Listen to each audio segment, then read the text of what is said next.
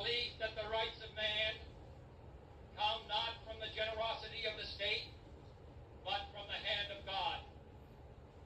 We dare not forget today that we are the heirs of that first revolution. Let the word go forth from this time and place to friend and foe alike that the torch has been passed to a new generation of Americans born in this century, tempered by war, disciplined by a hard and bitter peace, proud of our ancient heritage, and unwilling to witness or permit the slow undoing of those human rights to which this nation has always been committed and to which we are committed today at home and around the world.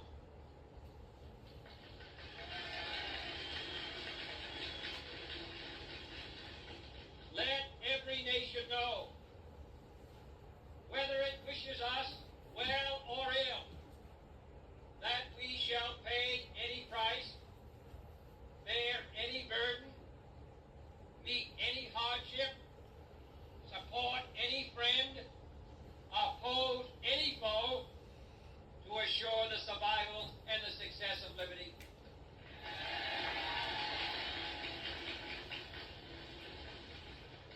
This much we pledge and more. To those old allies whose cultural and spiritual origins we share, we pledge the loyalty of faithful friends. United, there is little we cannot do in a host of cooperative ventures. Divided, there is little we can do, for we dare not meet a powerful challenge at odds and split asunder. To those new states whom we welcome to the ranks of the free, we pledge our word that one form of colonial control shall not have passed away merely to be replaced by a far more iron tyranny.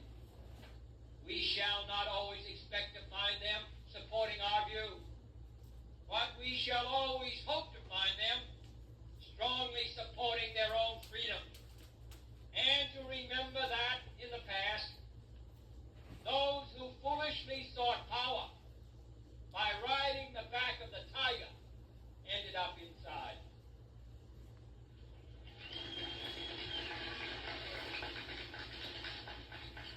To those people in the huts and villages of half the globe struggling to break the bonds of mass misery, we pledge our best efforts to help them help themselves for whatever period is required, not because the communists may be doing it, not because we seek their votes, but because it is right.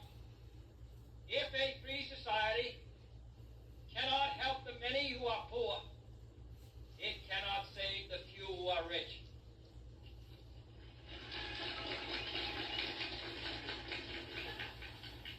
To our sister republics south of our border, we offer a special pledge to convert our good words into good deeds, in a new alliance for progress, to assist free men and free governments in casting off the chains of poverty. But this peaceful revolution of hope cannot become the prey of hostile powers. Let all our neighbors know that we shall join with them to oppose aggression or subversion anywhere in the Americas. And let every other power know that this hemisphere intends to remain the master of its own house.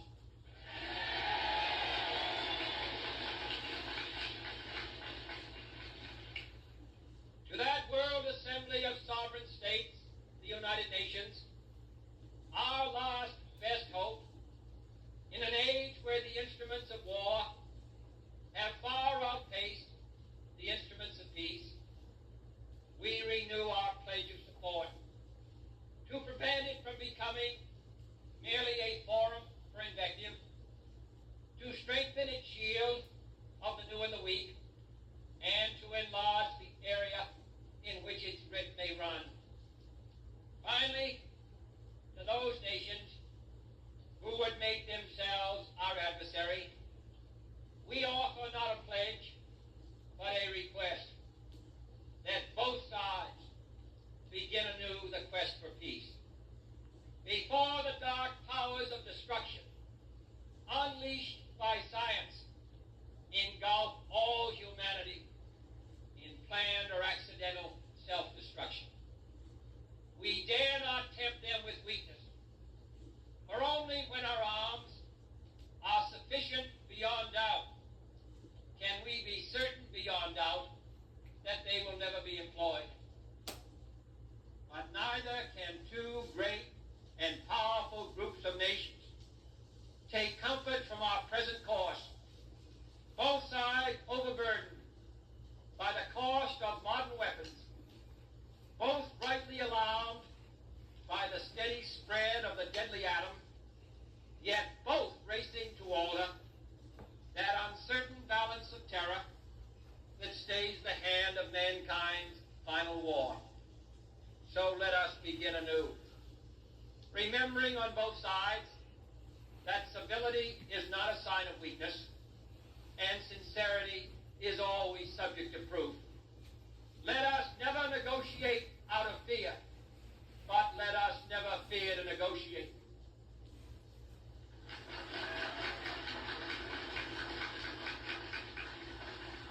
Let both sides explore what problems unite us, instead of belaboring those problems which divide us.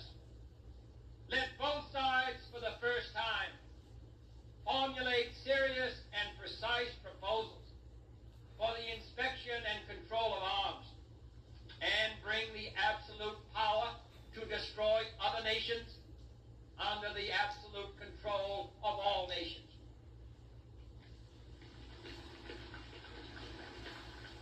Let both sides seek to invoke the wonders of science instead of its terrors.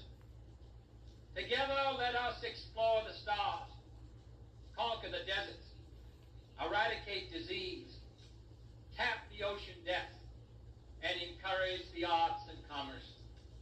Let both sides unite to heed in all corners of the earth the command of Isaiah to undo the heavy burdens and let the oppressed go free. And if a beachhead of cooperation may push back the jungle of suspicion, let both sides join in creating a new endeavor, not a new balance of power, but a new world of law, where the strong are just, and the weak secure, and the peace preserved. All this will not be finished in the first 100 days, nor will it be finished in the first 1,000 days, nor in the life of this administration, nor even perhaps in our lifetime on this planet. But let us begin.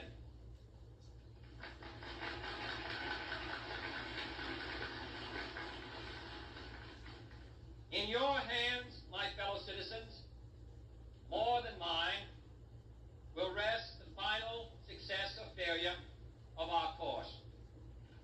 Since this country was founded, each generation of Americans has been summoned to give testimony to its national loyalty.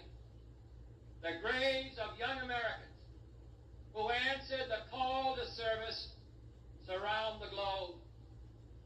Now the trumpet summons us again, not as a call to bear arms, though arms we need, not as a call to battle, though in battle we are, but a call to bear the burden of a long twilight struggle, year in and year out, rejoicing in hope, patient in tribulation, a struggle against the common enemies of man, tyranny, poverty, disease, and war itself. Can we forge against these enemies a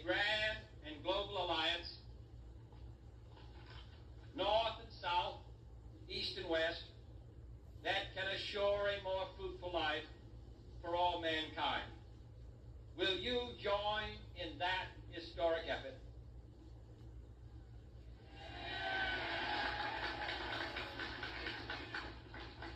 In the long history of the world, only a few generations have been granted the role of defending freedom in its hour of maximum danger. I do not shrink from this responsibility. I welcome it.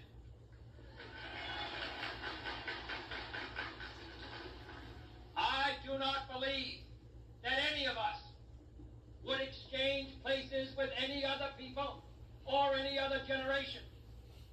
The energy, the faith, the devotion which we bring to this endeavor will light our country and all who serve it. And the glow from that fire can truly light the world. And so, my fellow Americans, ask not what your country can do for you, ask what you can do for your country.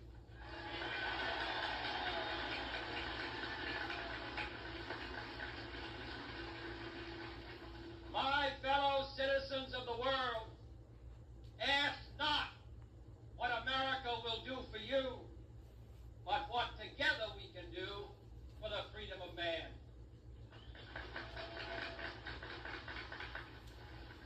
Finally, whether you are citizens of America or citizens of the world, ask of us here the same high standards of strength and sacrifice which we ask of you. With a good conscience, our only sure reward, with history the final judge of our deeds, let us go forth to lead the land we love, asking his blessing and his help, but knowing that here on earth, God's work must truly be our own.